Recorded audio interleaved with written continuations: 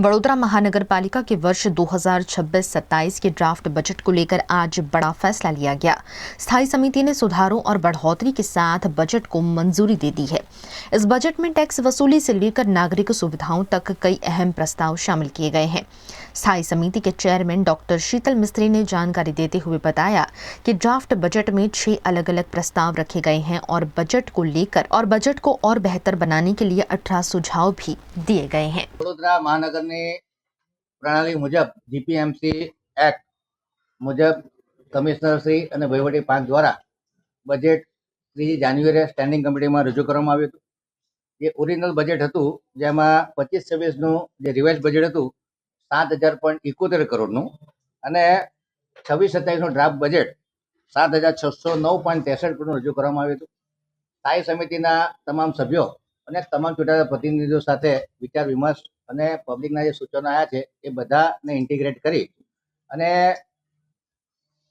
3 દિવસ સુધી અલગ અલગ લોંગ સેશનમાં કેપિટલ આવક, કેપિટલ ખર્ચ, રેવન્યુ આવક, રેવન્યુ ખર્ચ, એરિયાના કામો, તસલમાત, ગ્રાન્ટોના કામો આ બધા પર રોજ ચર્ચા વિચારણા કરી અને જે 25-26નું રિવાઇઝ બજેટ હતું એમાં 13.29 કરોડનો ખર્ચો અમે ઘટાડી શક્યા છે।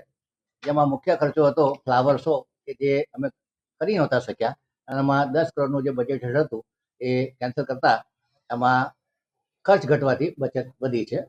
જે બાકી શિલ્લક છે એમાં 13.29 કરોડનો વધારો થતાં 2761.69 કરોડ થઈ છે। ત્યારબાદ જે અલગ અલગ સેક્ટરમાં ચર્ચા વિચારણા કરતા જે આવક વધી એ 49.29 કરોડની આવક વધારવામાં આવી છે। ટોટલ 62.56 કરોડનું બજેટનું કદ વધ્યું છે અને 7,672.71 કરોડનું 26-27નું ડ્રાફ્ટ બજેટ રજૂ કરવામાં સફળ રહ્યા છે। એટલે કહી શકાય કે આટલું ખર્ચો કરવા છતાં ધીરે ધીરે ક્રમશઃ ખર્ચ જે કેપિટલ ખર્ચ કરીએ છીએ, મૂડી વ્યય કરીએ છીએ એમાં ક્રમશઃ વધારો કરતા ગયા છે। આ વર્ષે 1900 કરોડના કેપિટલ એક્સપેન્ડિચરનો અંદાજ છે। હાલ 1200 કરોડ જેટલો એક્સપેન્ડિચર કરી ચૂક્યા છે। હજુ માર્ચની 31 તારીખ સુધીમાં બધું ખર્ચા બુક થશે। ગત વર્ષે 1550 કરોડનો ખર્ચો કર્યો હતો અને 26-27ના રિવાઇઝ બજેટમાં 2400 કરોડ કરતાં વધુ ખર્ચ કરવાનો અંદાજ રાખવામાં આવ્યો છે।